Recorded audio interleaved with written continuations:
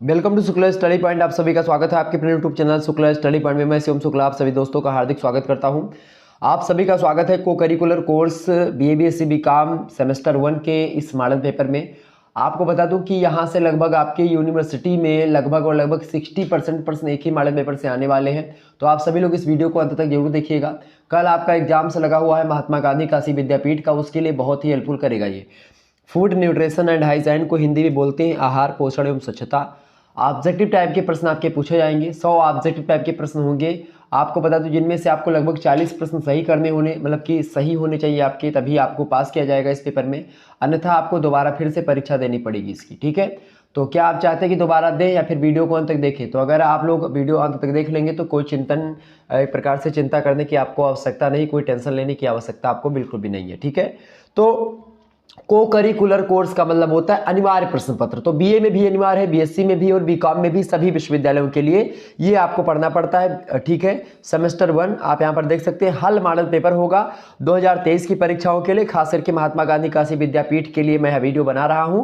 और बाकी विश्वविद्यालयों में भी यही प्रश्न आते हैं, मतलब कि यही सिलेबस है, तो उसमें भी आ सकता है। लेकिन लगभग अधिकतर विश्वविद्यालयों का पेपर हो चुका है और अभी इसका नहीं हुआ है, इसका चल रहा है पेपर। तो इसीलिए मैंने सोचा, आप लोगों के बहुत ज़्यादा कमेंट आ रहे थे तो मैंने सोचा आपको वीडियो दे दी जाए। चले, आपके जो है स्क्रीन पर प्रश्न आ चुका है। प्रश्न है भाई, सभी लोग देखने का प्रयास करेंगे। प्रश्न क्या है? प्रश्न आ चुका है कि निम्न में से कौन सा भोजन का मुख्य पौष्टिक तत्व है? फटाफट से बताने का प्रयास करेंगे। भोजन का या आहार का जो मुख्य पौष्टिक तत्व है वो कौन सा इनमें से? देखिए, कार्बोहाइड्रेट्स के जो है ये शरीर को क्या करता है? ये शरीर को ऊर्जा प्रदान करता है। वसा जो होती है शरीर को एक प्रकार से खास करके वसा, मोटापा भी एक प्रकार से वसा से मिलता है। इसके अलावा ऊर्जा भी थोड़ा बहुत देने का काम करते हैं। इसके अलावा अच्छा, वसा ऊर्जा भी देता है और फैट चीज भी बढ़ाता है। कार्बोहाइड्रेट भी एक प्रकार से ऊर्जा के लिए खास करके जाना जाता है। इसके अलावा विटामिन की बात की तो विटामिन जो होते हैं वो हमारे शरीर में रोगों से हमारी रक्षा करते हैं। ठीक है, अगर विटामिन की कमी हो जाती है तो हमारे शरीर में रोगों की क्षमता जो होती है वो बढ़ती हुई चली जाती है। तो ये जो है खास करके सभी क्या है, पौष्टिक तत्व ही हैं। आपको बता दूं कि पौष्टिक तत्वों में 6 चीजों का नाम आता है: कार्बोहाइड्रेट, वसा, विटामिन, इसके अलावा चौथा है आपका प्रोटीन, पांचवें हैं आपके खनिज लवण, बहुत सारे हैं जैसे कैल्शियम, पोटेशियम, ये सब। ठीक है, इसके अलावा छठवा है आपका जल। तो ये 6 पौष्टिक तत्व होते हैं जो कि आहार में होने चाहिए। ठीक है, और उचित मात्रा में, संतुलित मात्रा में। तो ऑप्शन नंबर इसका क्या लगाएंगे आप? Option number D correct answer हो जाएगा। मोस्ट इंपोर्टेंट प्रश्न परीक्षा में आने वाला।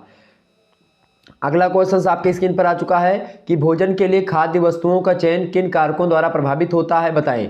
तो खास करके भौगोलिक क्षेत्र विशेष में उगने वाली वनस्पतियां, खास करके खाद्य वस्तुओं का चयन करते समय अगर कोई महिला है तो वो यही देखेगी कि भाई अगर उसके आसपास जो सब्जियां मिल रही उसी को बना लिया जाए। ठीक है, दूसरी बात, वातावरणीय कारक, उसको भी ध्यान में रखा जाता है, किस तरीके का मौसम है, किस तरीके से हमको भोजन बनाना चाहिए। इसके अलावा संस्कृति कैसी है उसकी, कल्चर कैसा है, और आहार संबंधी आदतें कैसी है उसके घर के लोगों की। इन सभी चीज़ों को ध्यान रखना पड़ता है एक भोजन बनाने के लिए खाद्य वस्तुओं का चयन करते समय एक स्त्री को। ऑप्शन नंबर इसका डी करेक्ट आंसर होगा, ये सभी बातें। अगला क्वेश्चन आपका आ चुका है कि ऐसा कोई भी पदार्थ जो डैश से बना हो और जीव जगत द्वारा ग्रहण किया जा सकता हो उसे भोजन कहते हैं। तो ऐसा कोई पदार्थ जो शर्करा, वसा, जल या प्रोटीन से बना होता है और खास करके जीव जगत के द्वारा ग्रहण किया जाता है तो उसको हम भोजन कहते हैं। ये सभी चीज़ें आप इसमें भर सकते हैं। ऑप्शन नंबर इसका डी करेक्ट आंसर होगा।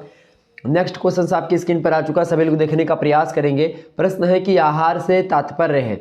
आहार से तात्पर्य यह है कि जो शारीरिक वृद्धि करे और विकास में भी सहायक हो। बिल्कुल ठीक बात है, जो पचाया जा सके उसी को भोजन कहते हैं, आहार कहते हैं। ठीक है, जो व्यक्ति खाता है या पीता है तो वो आहार होता है। ऑप्शन नंबर डी लगा दीजिएगा। ये सारे प्रश्न इतने ज़्यादा महत्वपूर्ण है कि मैं आपको क्या ही बताऊँ, बहुत महत्वपूर्ण है, इनको एकदम से आप रट लीजिएगा। अगला क्वेश्चन आपकी स्क्रीन पर आ चुका है, सभी लोग देखेंगे। प्रश्न है कि पोषक तत्वों को मुख्य रूप से कितने समूहों में विभाजित किया गया है। तो पोषक तत्वों की अगर बात की जाए तो कितने समूहों में बांटा गया भैया? पोषक तत्वों की अगर बात की जाए तो मुख्य रूप से इसको खास करके 5 या फिर जो है 7 समूह में बांटा गया है। इसमें ऑप्शन में 5 या 7 दिया नहीं है। अगर ऐसी सिचुएशंस आ जाए तो आप 6 भी लगा सकते हो। ठीक है, क्योंकि 5 और 7 अलग अलग जो है संस्थाओं के द्वारा, एक में 5 बताया गया, एक में 7 बताया गया। तो आप यहाँ पर अगर ऑप्शन में नहीं दिख रहा तो आप यहाँ पर 6 लगा सकते हैं, तो ऑप्शन आपका सही हो जाएगा, मतलब प्रश्न आपको सही हो जाएगा। लेकिन आप मान करके चलो कि 5 या फिर 7, ठीक है, यही दोनों ऑप्शन आपके करेक्ट हैं। इस क्वेश्चन में ही फॉल्ट है। तो ऐसे एग्जाम में भी आपके पेपर में एक आध प्रश्न फॉल्ट दिए जाते हैं, गलत दिए जाते हैं। क्यों? चूंकि आप 100 के 100 क्वेश्चन ना सही कर पाएँ। अगर 100 के 100 क्वेश्चन आप सही कर देंगे तो मर्यादा खत्म हो जाएगी एग्जामिनर की और एग्जाम्स की। इसीलिए खास करके एक आध क्वेश्चंस कॉम्प्लीमेंट के लिए दिए जाते हैं, ताकि कॉम्प्लीमेंट्री प्रश्न होते हैं, ताकि वो कोई व्यक्ति ना कर पाए, और इस मामले में आपको 99 नंबर ही दिया जाए, पूरा नंबर ना मिले, ठीक है। तो यहाँ पर 7 या 5 दोनों ऑप्शन में से एक होना चाहिए था, लेकिन है नहीं। अगला प्रश्न है, वेट लिफ्टर के आहार में सबसे अधिक मात्रा किसकी होनी चाहिए? प्रोटीन की, वसा की, विटामिन की, कार्बोहाइड्रेट की? जो वेट लिफ्टर होता है, जो वजन उठाने वाला होता है, उसके बारे में पूछा जा रहा है कि वेट लिफ्टर के आहार में सबसे अधिक मात्रा में किसकी आवश्यकता होती है? तो कार्बोहाइड्रेट, ऊर्जा की आवश्यकता सबसे ज़्यादा होनी चाहिए। Option number C correct answer होगा।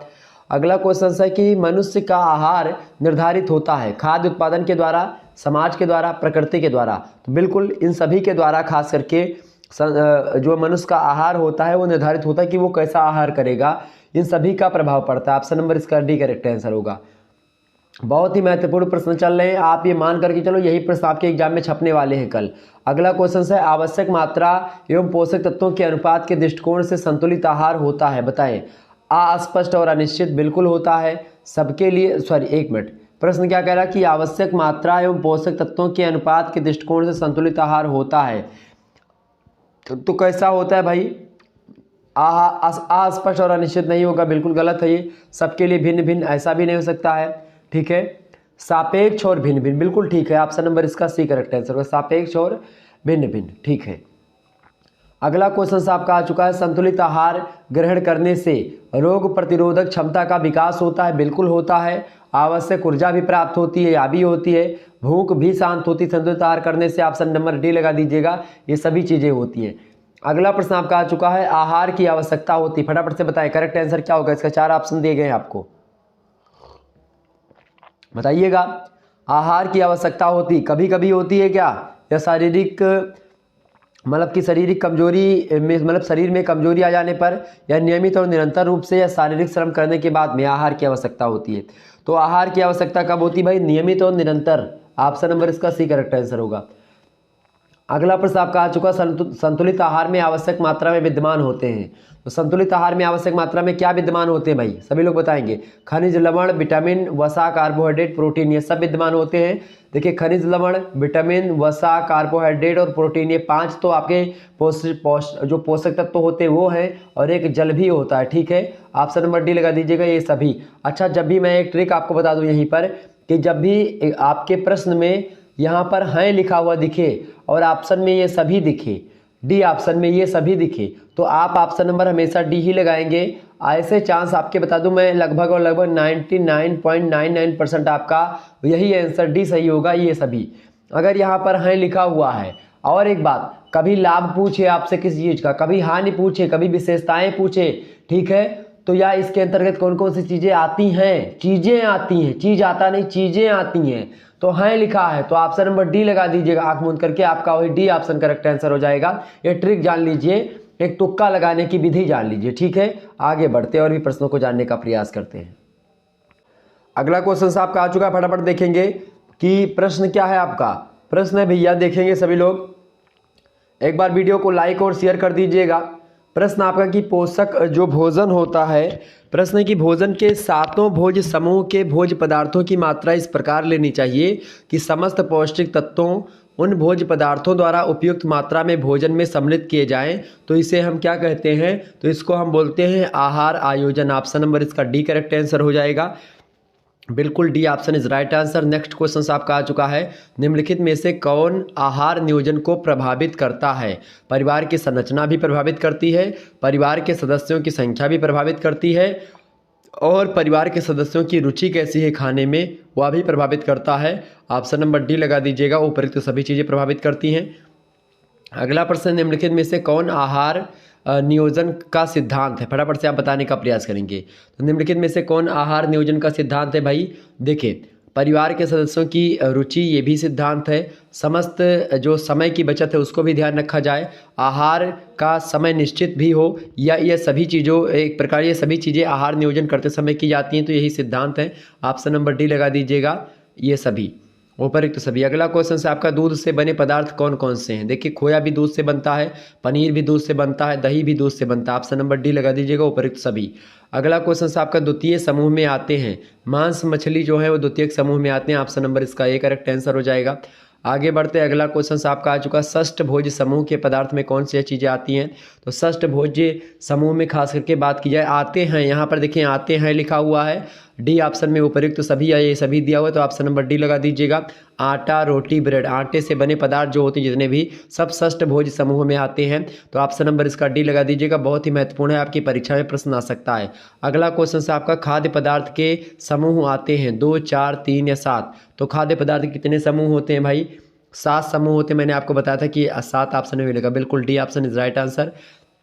नेक्स्ट क्वेश्चन से आपका आ चुका है, हमें सबसे शीघ्र ऊर्जा मिलती है। एक मिनट, एक शुरुआत में एक प्रश्न था जो मैंने आपको बताया था कि भाई इसमें क्या है। एक मिनट, यहाँ पर ये जो प्रश्न है, एक मिनट थोड़ा सा गड़बड़ हो गया। पोषक तत्वों को मुख्य रूप से कितने समूहों में विभाजित किया जाता है, ये प्रश्न पूछा गया था। तो ये प्रश्न का 6 उत्तर बिल्कुल करेक्ट आंसर, डी ऑप्शन 6 सही है बिल्कुल। यहाँ पर क्या हो गया था कि भाई मुझे ध्यान में आया क्या कि भोज समूह, मैं आपको बता दूं, माफ़ी चाहूँगा इस बात के लिए, मेरे दिमाग में आया भोज समूहों के बारे में बात हो रही है। तो भोज समूहों की संख्या 5 भी बताई गई है। भारतीय स्वास्थ्य संगठन ICMR जिसको कहते हैं, तो ICMR ने पोषक तत्वों की सुचारू पूर्ति के लिए भोज्य पदार्थों के समूह को 5 भागों में निर्धारित किया है, ठीक है। लेकिन अगर बात की जाए पोषक तत्वों की, तो 6 पोषक तत्व मैंने शुरुआत में आपको बताए थे, थोड़ा सा मेरे ध्यान से हट गया था। पोषक तत्वों की बात कितने हैं, देखिए आपका कार्बोहाइड्रेट हो गया, ठीक है, दूसरा क्या हो गया, कार्बोहाइड्रेट हो गया, प्रोटीन हो गया दूसरा, तीसरा वसा, चौथा विटामिन, पांचवा आपका खनिज लवण, छठवां जल। तो ये 6 भोज्य एक प्रकार से मतलब कि ये 6 पोषक तत्व होते हैं, ठीक है, ये बात आप ध्यान रखेंगे। क्लियर हुई बातें। और भोज्य पदार्थ जो है आपका अलग है, भोज्य पदार्थों की संख्या कितनी है, 7 और 5। क्लियर, आगे बढ़ते हैं। हमें सबसे शीघ्र ऊर्जा किससे मिलती है, प्रोटीन से, ग्लूकोज से, वसा से, विटामिन से। तो बताएं हमें सबसे ज़्यादा तीव्र गति से जो ऊर्जा मिलती है वो किससे मिलती है, तो हमें सबसे शीघ्र गति से ऊर्जा मिलती है ग्लूकोज से, ठीक है। ऑप्शन नंबर इसका बी करेक्ट आंसर होगा। अगला क्वेश्चन से आपका है, सब्जी भाजी किन भोज्य पदार्थों की श्रेणी में आता है। मोस्ट इंपॉर्टेंट प्रश्न है परीक्षा के लिए आपके। तो सब्जी भाजी वाले जितने भी चीज़ें होती हैं सब रक्षात्मक भोज्य पदार्थ कहे जाते हैं। ऑप्शन नंबर इसका ए करेक्ट आंसर होगा। अगला क्वेश्चन से, इनमें से कौन सा आहार संपूर्ण आहार है। तो दूध जो होता है संपूर्ण आहार होता है। ऑप्शन नंबर इसका सी करेक्ट आंसर होगा। अगला क्वेश्चन से आपका है, भोजन में ऊर्जा का साधन क्या है। भोजन में ऊर्जा का साधन क्या है भाई, जो कार्बोहाइड्रेट है ये ऊर्जा का साधन होता है भोजन में। ऑप्शन नंबर इसका सी करेक्ट आंसर होगा। अगला प्रश्न आपका आ चुका है, भारतीय स्वास्थ्य संगठन ICMR ने समस्त पोषक तत्वों की सुचारू पूर्ति के लिए भोज्य पदार्थों के समूह निर्धारित किए। देखिए पोषक तत्वों की संख्या मैंने बताया था 6 है, लेकिन भोज्य पदार्थों की संख्या वो भी ICMR ने 5 निर्धारित करी है, ठीक है, और बाकी 7 है। ऑप्शन नंबर इसका बी लगाएंगे चूंकि ICMR कोट करके बोला गया। अगला क्वेश्चन से आपका आ चुका है, सभी लोग देखने का प्रयास करेंगे। एक बार जितने भी लोग देख रहे हैं सभी लोग वीडियो को लाइक और शेयर कर दीजिएगा भाई, सभी लोग वीडियो को लाइक और शेयर कर दीजिएगा। अगला प्रश्न आपका आ चुका है, बहुत ही महत्वपूर्ण प्रश्न है आपकी परीक्षा के लिए। कौन सा विटामिन जल में घुलनशील है, बताने का प्रयास करेंगे, सभी लोग बताइएगा भाई कौन सा विटामिन जल में घुलनशील है। तो जल में घुलनशील और वसा में घुलनशील विटामिन के लिए मैंने सूत्र भी आपको बताया था, कीड़ा, ठीक है, विटामिन के, ई और डी और ए। कीड़ा जो होता है जल में नहीं घुलता है, कीड़ा किस में घुलता है, वसा में घुलता है। वसा मतलब जैसे कि जो तेल वगैरह होते हैं वसा टाइप का एक प्रकार से, तो वो जैसे डालडा वगैरह तैलीय पदार्थ।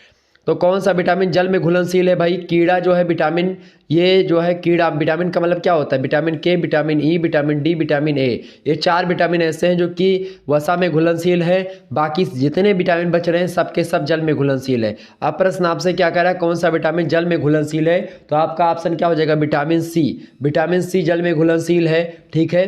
अब के देखिए, के विटामिन ए आपका वसा में घुलनशील है, ठीक है। ई विटामिन आपका वसा में है, ठीक है। विटामिन डी आपका वसा में है, और ए अगर होता यहाँ पर तो आपका वो भी वसा में होता, लेकिन यहाँ पर क्या है, सी है। यानी विटामिन सी और विटामिन बी और बी के जितने भी कॉम्प्लेक्स हैं आपके, वो सारे के सारे विटामिन जल में घुलनशील हैं। ऑप्शन नंबर इसका ए लगा दीजिएगा, विटामिन सी। नेक्स्ट क्वेश्चन से आपका आ चुका है, अनाज के अंकुर में भोजन का कौन सा तत्व पाया जाता है। मोस्ट इंपोर्टेंट प्रश्न है परीक्षा के दृष्टि से आपके, बताएं अनाज के अंकुर में भोजन का कौन सा तत्व पाया जाता है भाई, तो विटामिन बी पाया जाता है। ऑप्शन नंबर इसका बी करेक्ट आंसर हो जाएगा। अगला प्रश्न है विटामिन ए की कमी से कौन सा रोग होता है? तो विटामिन ए की कमी से रतौंधी। विटामिन बी की कमी से रोग होता है आपका बेरी। विटामिन सी से होता है स्कर्वी। विटामिन डी से होता है आपका रिकेट्स यानी सूखा रोग। और विटामिन के से रक्त का थक्का एक प्रकार से नहीं बनता है, एक प्रकार से अगर कमी हो जाती है। अगला प्रश्न, विटामिन सी पाया जाता है केले में, आंवले में, गेहूं में या अंकुरित अनाज में? तो विटामिन सी जो होता है वो किस में पाया जाता है? आंवले में पाया जाता है, खट्टे पदार्थों में। ऑप्शन नंबर इसका बी करेक्ट आंसर होगा। नेक्स्ट क्वेश्चन आपका है आयोडीन की कमी से कौन सा रोग होता है? तो घेंघा होता है आयोडीन की कमी से। ऑप्शन नंबर इसका सी करेक्ट आंसर हो जाएगा। बहुत ही महत्वपूर्ण प्रश्न है, आपकी परीक्षा में हमेशा प्रश्न पूछे जाते हैं ये विटामिन सी वाला। और जितने भी प्रश्न इसमें मैं बता रहा हूँ उन्हीं प्रश्नों को मैंने इसमें रखा इस मॉडल पेपर में, जो कि आपकी परीक्षा में आने वाले हैं। तो सारे महत्वपूर्ण है, ये बात मैं बार बार बोल नहीं सकता हूँ, ठीक है। तो यही मैं एक बार बोल रहा हूँ कि सारे प्रश्न इसमें जितने मैंने रखे हैं सब के सब इंपॉर्टेंट है, तो सारे प्रश्नों पर आपका ध्यान होना चाहिए, ठीक है। अगला प्रश्न, वसा में घुलनशील विटामिन है। अब वसा में घुलनशील विटामिन केड़ा होता है। केड़ा की के नहीं दिख रहा है, ई दिख रहा है नहीं दिख रहा है, डी दिख रहा है नहीं दिख रहा है, कौन सा दिख रहा है? लास्ट वाला ए, विटामिन ए है आपका वसा में घुलनशील, सी ऑप्शन लग जाएगा। अगला क्वेश्चन आपका है विटामिन ए सर्वाधिक आवश्यक है हड्डियों के लिए, मांसपेशियों के लिए, आंखों के लिए या फिर खून बनने के लिए? तो बताएं विटामिन ए सर्वाधिक मात्रा में उपयोगी किसके लिए भाई? आंखों के लिए। रतौंधी की कमी मतलब रतौंधी जो होता है विटामिन ए की कमी से ही होता है। ऑप्शन नंबर इसका ए करेक्ट आंसर हो जाएगा। अगला क्वेश्चन आपका आ चुका है किस विटामिन की कमी के कारण से शरीर से रक्त बहने की दशा में थक्का बनने की क्रिया जो होती है मंद हो जाती है, कम हो जाती है? तो विटामिन के मैंने आपको बताया था विटामिन की कमी से यही रोग होता है। विटामिन बी से बेरी, विटामिन ए से रतौंधी, विटामिन सी से स्कर्वी। अगला क्वेश्चन आपका है रिकेटी रोजरी किस रोग का लक्षण है? तो ये अस्थि विकृति का लक्षण है। ऑप्शन नंबर इसका ए करेक्ट आंसर हो जाएगा।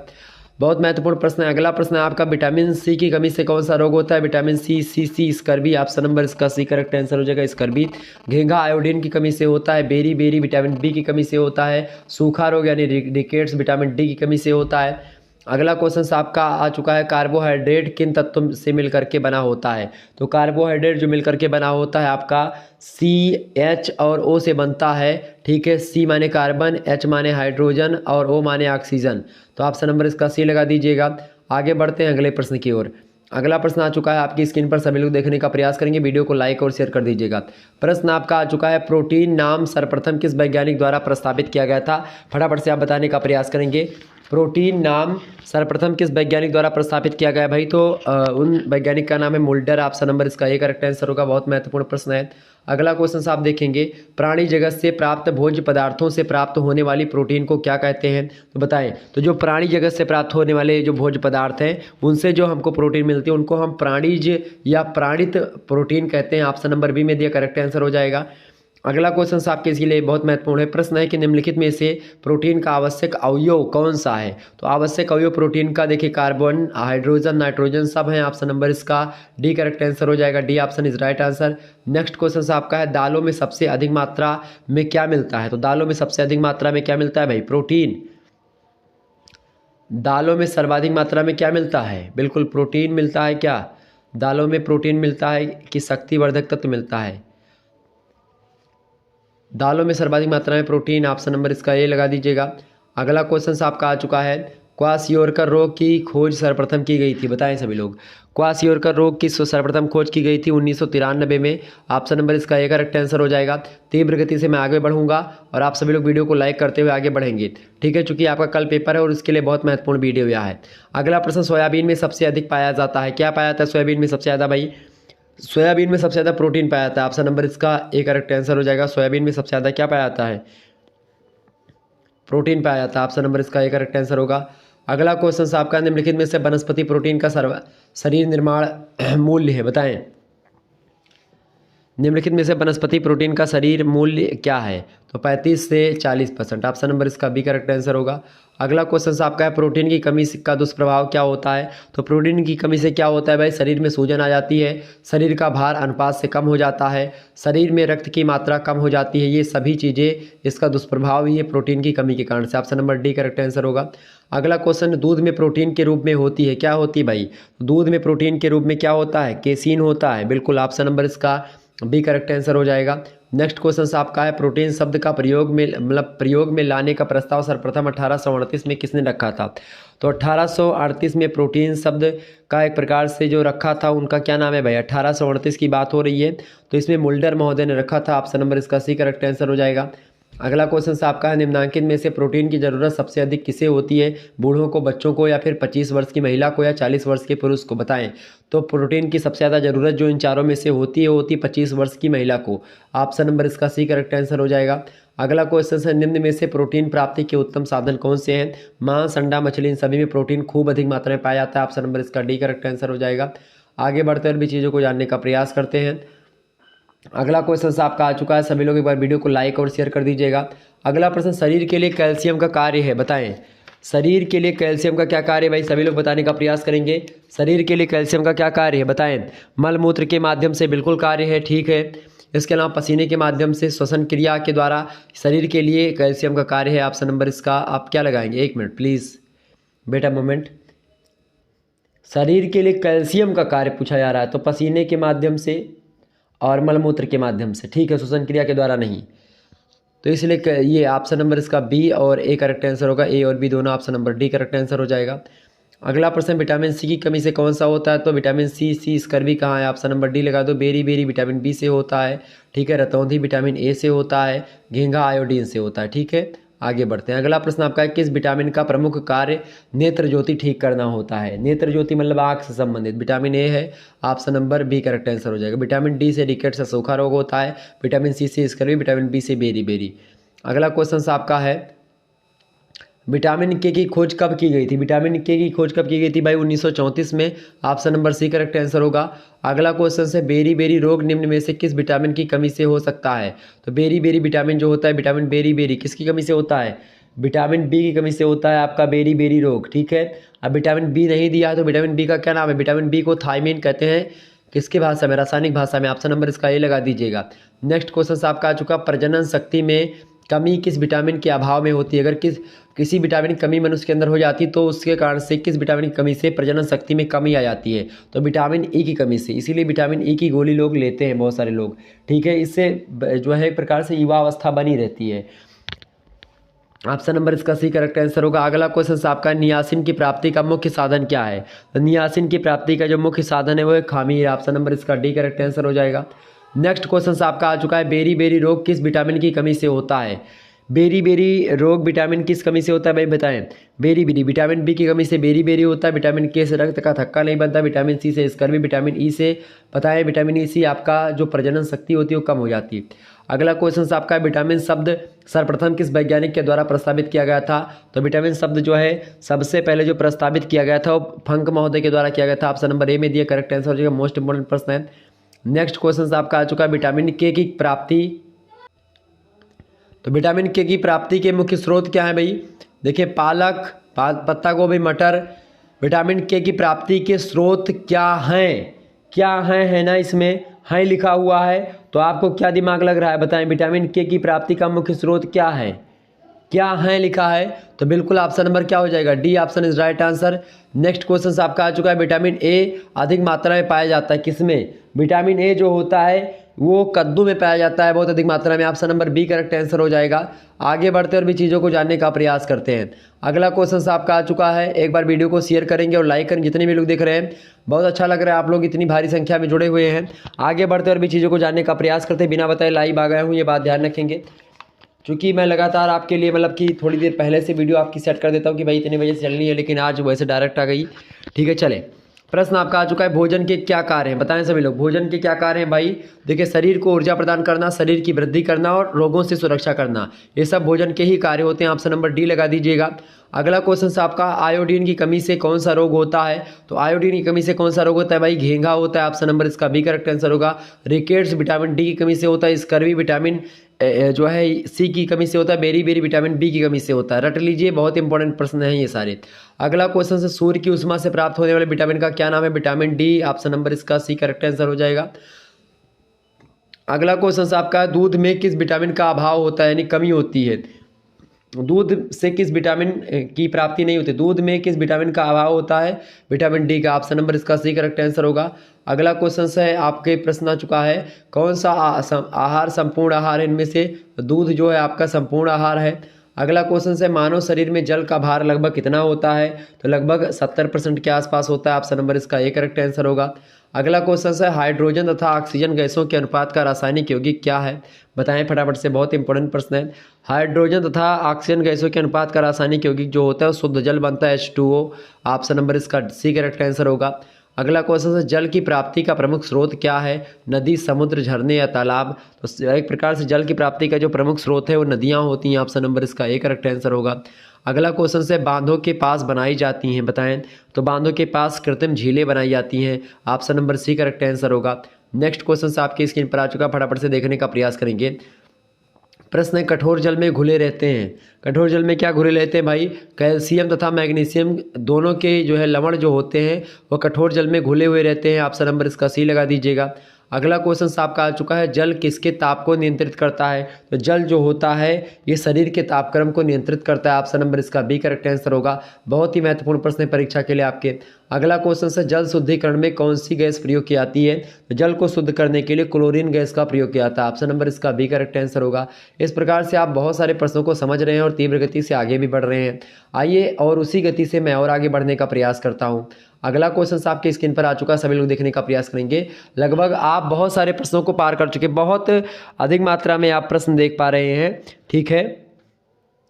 लगभग आप यहाँ पर 70 से 75 प्रश्न आप कर चुके हैं इतनी तीव्र गति से, इतने कम समय में, ठीक है। मैं बहुत तीव्र गति से आपको बताने का प्रयास कर रहा हूँ ताकि आपको कोई दिक्कत ना हो आपके एग्जाम में, ठीक है। आगे बढ़ते और भी चीज़ों को जानने का प्रयास करते हैं। अगला क्वेश्चन आपका आ चुका है। प्रश्न है कि प्रश्न क्या है आपका भाई कि जन्म के समय,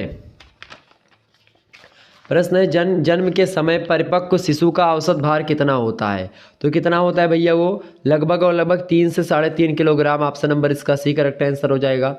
अगला क्वेश्चन आपका परिपक्व शिशु की बात की जा रही है। अगला प्रश्न आपका है, बच्चों में अस्थायी दांतों की संख्या कितनी होती है? यानी ऐसे दांत जो कि टूट जाते हैं। तो 20 लगभग। ऑप्शन नंबर इसका सी करेक्ट आंसर होगा। अगला क्वेश्चन है, भारत में प्रतिवर्ष कितने बच्चे जन्म लेते हैं? तो भारत में लगभग 2.5 करोड़ लोग बच्चे जो है एक वर्ष में जन्म लेते हैं। ऑप्शन नंबर इसका सी करेक्ट आंसर होगा। अगला क्वेश्चन है, निम्न में से किन राज्यों में सबसे ज़्यादा बाल मृत्यु होती है? इनमें से तो सबसे ज़्यादा जो बाल मृत्यु होती है वो बिहार, उत्तर प्रदेश, राजस्थान सभी में लगभग होती है। ऑप्शन नंबर इसका डी करेक्ट आंसर होगा। अगला क्वेश्चन है, गर्भावस्था में किसका टीका लगाया जाता है? तो गर्भावस्था में किसका टीका लगाया जाता है भाई? टिटनेस का टीका लगाया जाता है। ऑप्शन नंबर इसका टिटनेस का, अतिसार का, तपेदिक का। तो ऑप्शन नंबर इसका सी करेक्ट आंसर होगा। अगला क्वेश्चन आपका है, भारत में कितने प्रतिशत शिशुओं की मौत निमोनिया से होती है? कितने परसेंट लोग निमोनिया से भारत में मौत होती है भाई? लगभग 46.2%। ऑप्शन नंबर इसका ए करेक्ट आंसर हो जाएगा। अगला क्वेश्चन आपका दिया हुआ है, देखेंगे, भारत के किस राज्य में सबसे कम बाल मृत्यु दर है? सबसे कम कहाँ पर है भाई?